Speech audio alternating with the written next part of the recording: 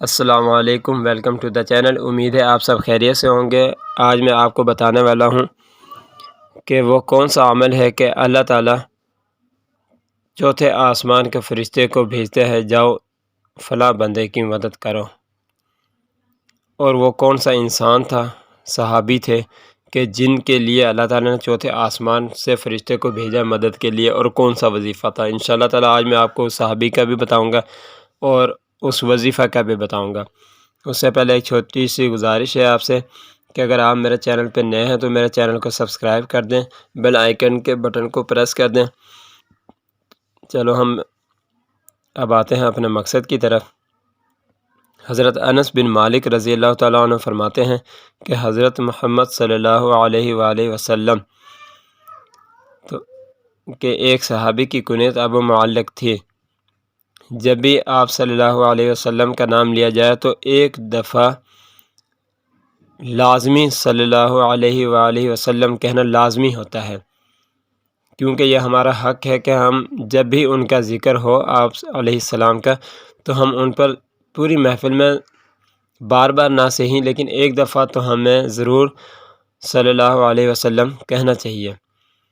تو ایک صحابی کی کنیت ابو معلق تھی اور وہ تاجر تھے، وہ اپنے اور دوسروں کے مال سے تجارت کیا کرتے تھے، یعنی کہ پہلے زمانے میں ایک ہی انسان دوسرے لوگوں کا بھی مال لے کر دوسرے شہر جایا کرتے تھے اور وہ تجارت کر کے واپس ہی آتے تھے اور نفع جو ہوتا تھا اس کو تقسیم کیا کرتے تھے۔ بہت ہی عبادت گزار اور پرہیزگار تھے۔ ایک مرتبہ وہ سفر میں گئے، انہیں راستے میں ایک ڈاکو ملا، تو ڈاکو نے کہا کہ بھائی یہ سارا سامان یہاں رکھ دو، میں تمہیں قتل کر دوں گا۔ تو صحابی نے کہا بھائی یہ مال لے لو اور مجھے چھوڑ دو۔ تو ڈاکو نے کہا نہیں بھائی، میں نے تمہارا خون بہانا ہے۔ عجیب ہی قسم کا ڈاکو تھا، مجھے تو اس کی سمجھ نہیں آ رہی۔ خیر، تو صحابی نے کہا چلو اس طرح کرو، مجھے تھوڑی سی مہلت دے دو، میں نے نماز ادا کرنی ہے۔ ڈاکو نے کہا بھائی جتنی مہلت چاہیے آپ کو مہلت ہے، آپ نماز پڑھ سکتے ہیں۔ تو صحابی نے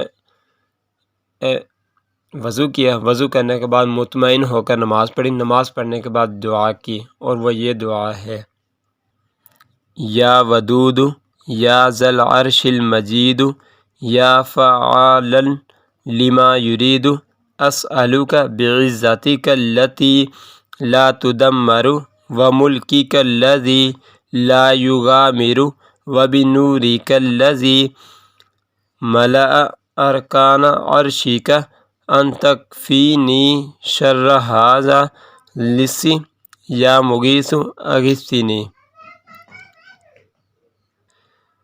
جو یہ والے الفاظ ہیں آخر میں یا مغیث اغثنی، اس کو آپ نے 3 دفعہ دہرانا ہے: یا مغیث اغثنی، یا مغیث اغثنی، یا مغیث اغثنی۔ تو اچانک جب انہوں نے یہ دعا کی تو اچانک ایک گھوڑے والا نمودار سفید گھوڑا، سفید لباس، روپوش ایک نوجوان حاضر ہوا۔ اس کے ہاتھ میں ایک نیزہ تھا جسے وہ اٹھائے ہوئے تھے، تو اس نے اس ڈاکو کو نیزہ مار کر قتل کر دیا۔ پھر وہ اس تاجر کی طرف متوجہ ہوا۔ تاجر نے پوچھا بھائی تم اس صحرا میں کیا کر رہے ہو، اور کس نے آپ کو بھیجا ہے، اور کہاں سے آئے ہو؟ تو اس کے سوال کرنے پر فرشتے نے جواب دیا اللہ نے تمہارے ذریعے سے میری مدد فرمائی۔ جب اس تاجر نے کہا کہ اللہ نے تمہارے ذریعے میری مدد فرمائی، تو اس فرشتے نے کہا چوتھے آسمان کا فرشتہ ہوں۔ جب آپ نے پہلی مرتبہ دعا کی تو میں نے آسمان کے دروازوں کی کھرکھراہٹ سنی، تو جب آپ نے دوبارہ دعا کی تو میں نے آسمان والوں کی چیخ و پکار سنی۔ پھر آپ نے تیسری مرتبہ جب یہ دعا کی تو کسی نے کہا کہ یہ ایک مصیبت زدہ کی دعا ہے۔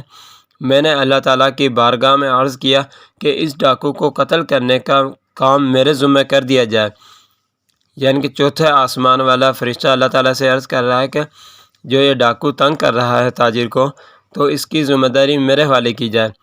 پھر اس فرشتے نے کہا کہ آپ کو خوشخبری ہو کہ جو آدمی بھی وضو کر کے 4 رکعت نماز پڑھے اور پھر یہ دعا مانگے تو اس کی دعا ضرور قبول ہوگی، چاہے وہ مصیبت زدہ ہو یا نہ ہو۔ تو اس سے ہمیں ایک تو یہ پتہ چلا کہ جب بھی ہم کہیں پریشانی میں ہوں، کہیں جا رہے ہوں، سفر میں ہوں، یا کوئی خطرہ ہمیں لاحق ہو جائے تو اس وقت ہمیں یہ دعا نماز پڑھنے کے بعد یہ دعا کرنی چاہیے۔ اس کے علاوہ بھی اگر آپ کو گھر میں کوئی پریشانی ہے، کوئی مسئلہ حل نہیں ہو رہا آپ سے، یا آپ کسی بچوں کی شادی وغیرہ کی وجہ سے پریشان ہیں، ٹھیک ہے، تو یا آپ کی کسی سے لڑائی وغیرہ ہو گئی ہے، کوئی بھی مسئلہ آپ کا ہو، تو آپ انشاءاللہ تعالی نماز پڑھنے کے بعد یہ دعا کریں، اور دعا کرنے کے بعد انشاءاللہ تعالی آپ اس کا مثبت نتائج دیکھیں گے۔